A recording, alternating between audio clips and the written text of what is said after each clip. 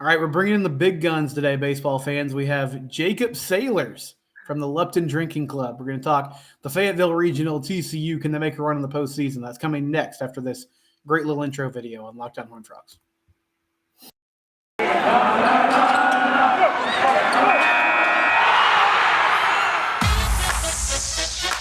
You are Locked On Horned Frogs, your daily podcast on the TCU Horned Frogs, part of the Locked On Podcast Network, your team every day.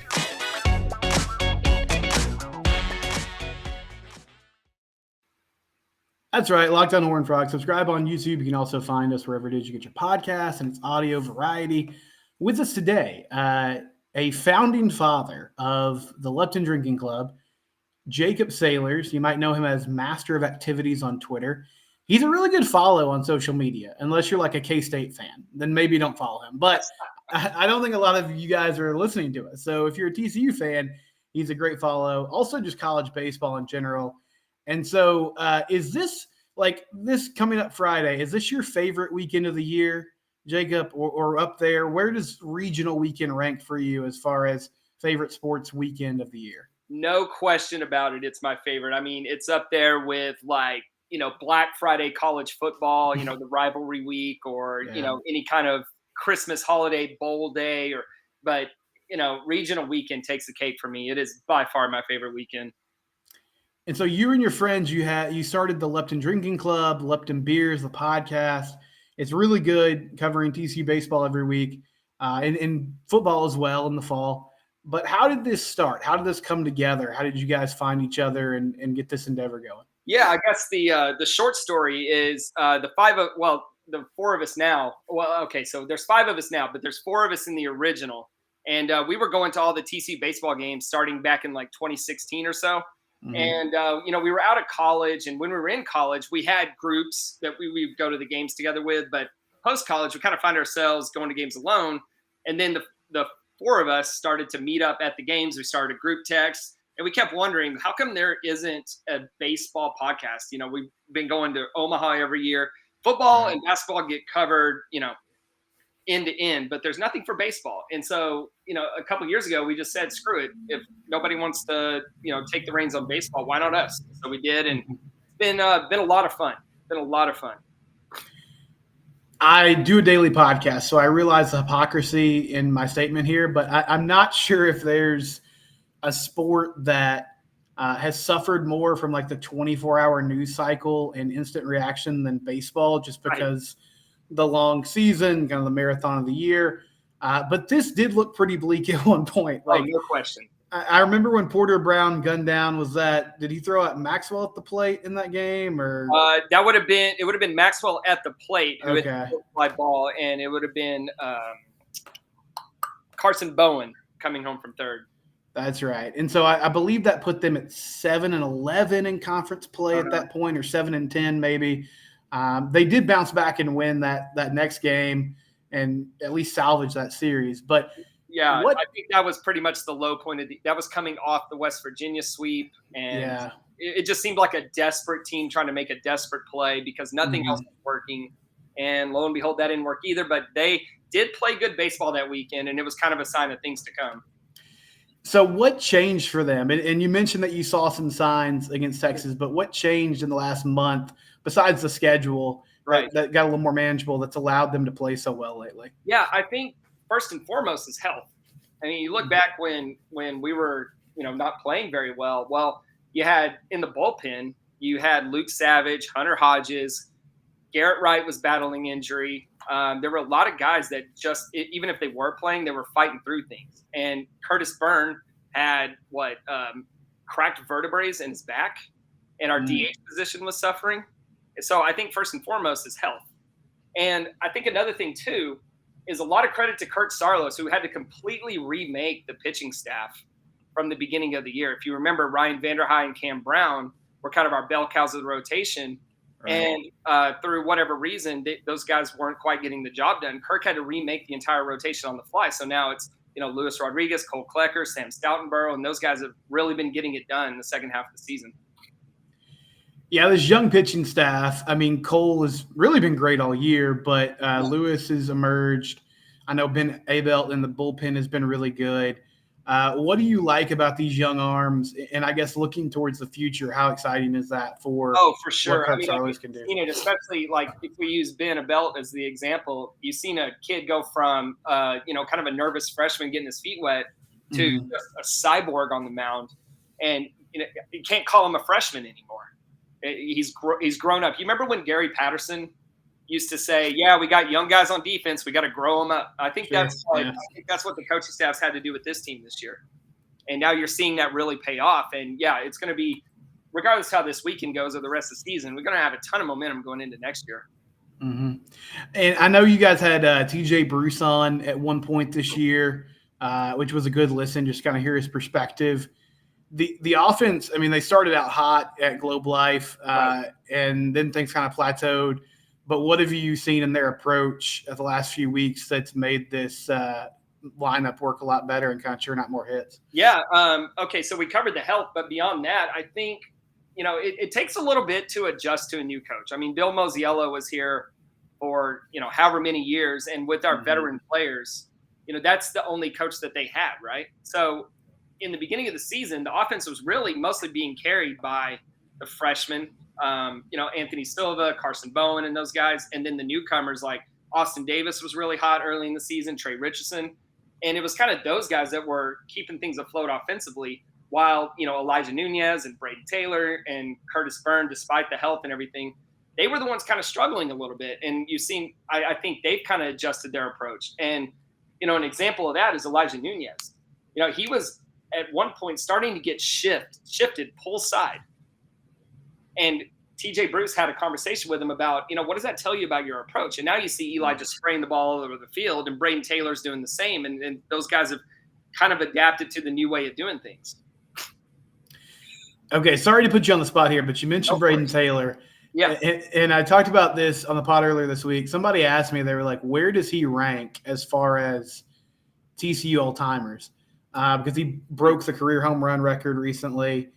And I started following closely like in 2012. So the first people that came to mind for me were like Luke and Baker, on the staff, like Preston Morrison, obviously, Evan Scoug. But someone who has more of a historical perspective, where do you think Braden kind of ranks as far as best players that have come through the program? Well, yeah, I think to me, the first guy that comes to mind is a guy like Evan Scoug. Just a guy that every time he's up there, you're thinking, okay, he's going to put one over the fence.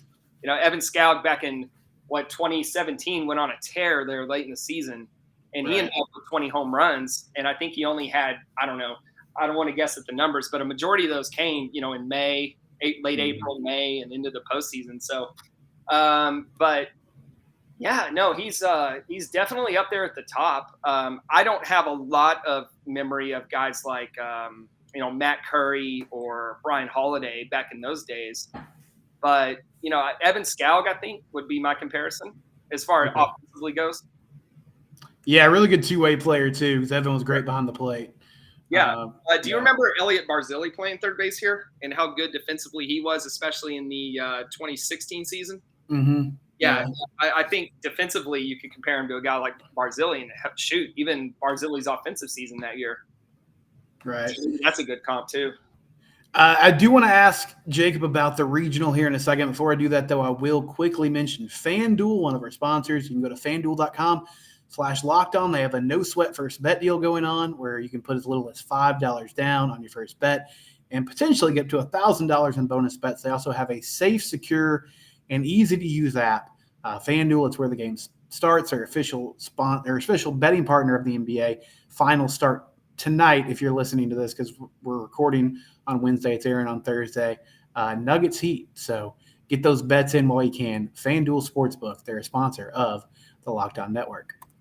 Rolling along here on Locked On Horned Frogs. So when you're watching the selection show and the Fayetteville Regional pops up, TCU's headed there because I believe that was the last one that was announced. Yeah. What was kind of your first initial thoughts? I know they went there a few years back. Tough draw, but this team's playing well at the moment. Yeah, I mean it's a tough draw, but this time of the season, where's the easy draw? Sure. Unless you take care of business all year and you're a high seed, and maybe you get a favorable draw and you're playing at home. But TCU, they're on the road because of the struggles they had, and and they worked hard to earn the 2 spot, which means they get a more favorable, first game against Arizona. But yeah, it's going to be a beast. My first thought, though, to answer your question, I can't wait to go to Baum Stadium. Most electric atmosphere in college baseball. I'm really excited for that. Did you go a few years back when they were there? No, I didn't make it up there. So I'm super, super excited to go. But I guess, I don't know. Where do you want to start with the matchups? Like, there's a lot to talk about there. Yeah, we can talk Arizona first. So, hot team. Mm-hmm. It's pretty rare you see a group that's like 6 games under 500 in conference play make it. But I know they can hit the ball. And so, what's the biggest sort of bugaboo with this lineup? Because it seems like they're pretty stacked at the plate. Yeah, they're on a heater, right? I mean, they're seeing the ball well. They're hitting really well. Chase Davis is probably the guy to worry about there. But yeah, you're going to have to keep the ball down against those guys. And I think what we can do against Arizona, even if they can put a few runs up, their pitching staff is real susceptible.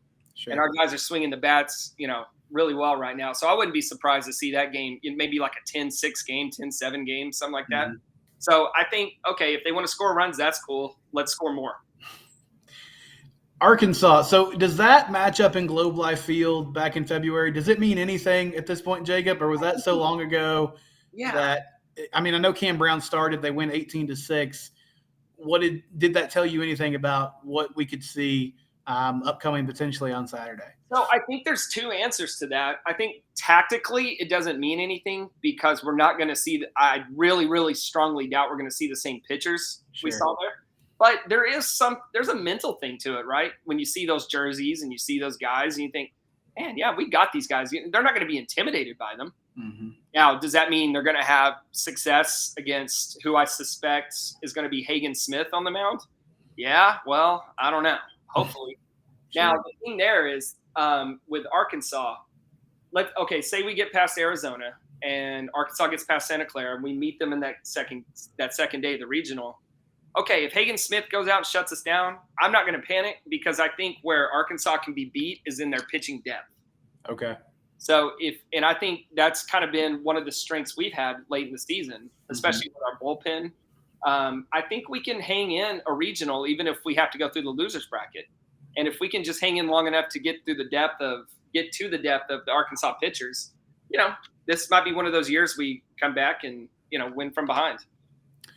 Do you have any feel? I know a few seasons back they sort of rolled the dice and they saved Lodolo for game 2. They don't necessarily have like a clear and defined ace this year like they did that season, but do you have any sense for kind of how they'll approach the pitching staff this weekend? Boy, there's so many options, right? Because like you mentioned, that a lot of teams, they have that bell cow, and it's like, where are you going to pitch this guy? Well, TCU doesn't necessarily have that guy, right? So they have options. And another variable here is we don't know the health of Luis Rodriguez. Right. So that's another variable in play. It wouldn't shock me, honestly, if Kirk went with the same, rotation that he went with in the conference tournament. Okay. Starting maybe a bullpen game against Arizona because Cam Brown's been pitching really well, and he was a starter at one point in the year. So, use Cam at his, where he's at his best, and that's in short stints. Get off to a good start, a good 3 innings, maybe 4 innings, and then you're turning it over to maybe Ben Belt or somebody in the bullpen. And maybe you have a big lead by then too, and you can go back to, a Jax Traeger and stack your pitching. So, maybe Kirk was giving us a preview of what's to come this weekend. I don't know. But now Klecker, he pitched really, really well against Arkansas in Arlington. He did, yeah. So that's a mental and tactical advantage for TCU. Man, Cam Brown fascinates me. I mean, you guys know the stuff is there. And he did, like last season, he came in, was that against Louisiana, and threw like 8 innings in that elimination game and just absolutely was dazzling. And I know he pretty much came out unscathed against K-State, but labored. And so I just wonder from your perspective, I know they've used him as a starter a lot. They also had him come in relief occasionally. But I assume the plan will be to start him at some point this weekend, just depending on matchups. I think it's really going to depend on what's the status of Luis Rodriguez. Okay. If he's unable to give you a lot, or if he's not available at all, I think Cam Brown is definitely going to have to start a game for you.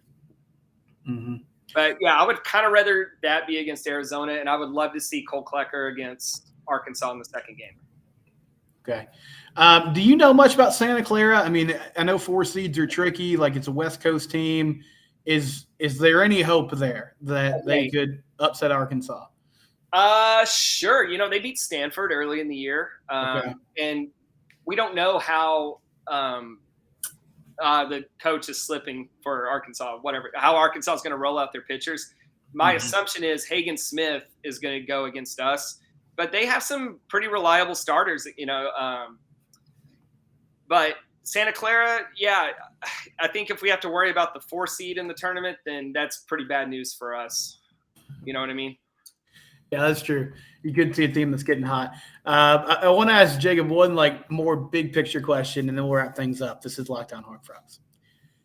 Okay, so I want to sort of end this with a great unanswerable question, but I'm just curious from your perspective. Now we have seen these young pitchers pick it up, but pitching development the last few seasons, it really seems like, and I know part of it's injuries, but like this year it started out with Ryan Vanderhei and Cam Brown were supposed to be sort of the linchpin for the rotation. That didn't really work.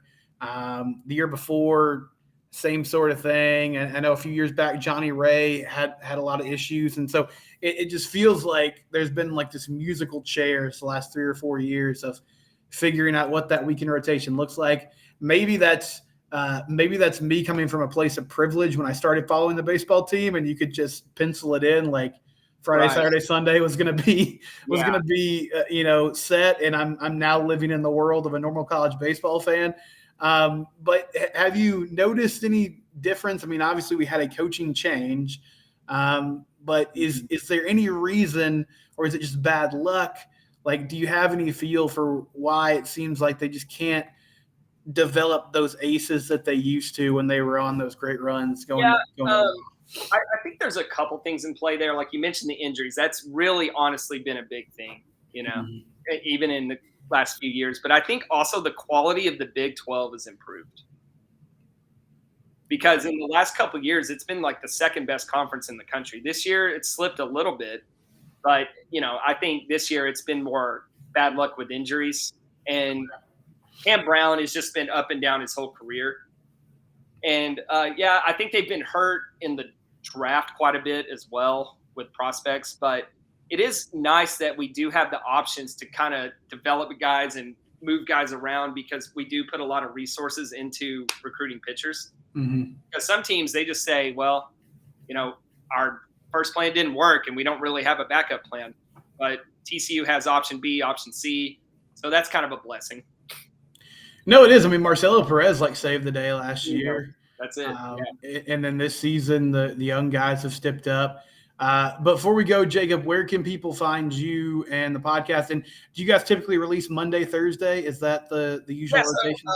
Baseball season, we'll record usually on Sunday nights, and I know that's coming to an end. We'll probably take some time off in the summer, and then, we'll get into football. But, yeah, baseball is kind of our heyday. We'll record on Sunday nights, release on Monday, and then again on Wednesday night, release on Thursday. So we try to have a lot of guests on. If people want to go back, it's Post Game Beers podcast by the Lupton Drinking Club. On Wednesdays, we try to do a lot of interviews. So we have interviews with Max Duggan, TJ Bruce, and former baseball players Brian Howard, Russell Smith, Elliot Barzilli. So a lot of good episodes that, they're not time sensitive. You can go back and listen to those anytime. So, yeah, I would say check those out for sure. And if people want to get involved in a college baseball bracket challenge, they still have time to participate in the Curry Cup. Yeah. So it's at Curry Cup NCAA, or my personal Twitter is at JD Sailors. I've been doing this kind of unique bracket challenge for, I think this is our 9th year of doing it. And it's not just, pick regional, super regional, and then fill out the Omaha bracket. The unique thing about this one is you pick regional, super regional, and then regardless of right or wrong picks, you can reset and pick for Omaha again. So you're not necessarily out if your first 2 rounds don't go well. So it's a pretty neat concept. People seem to enjoy it.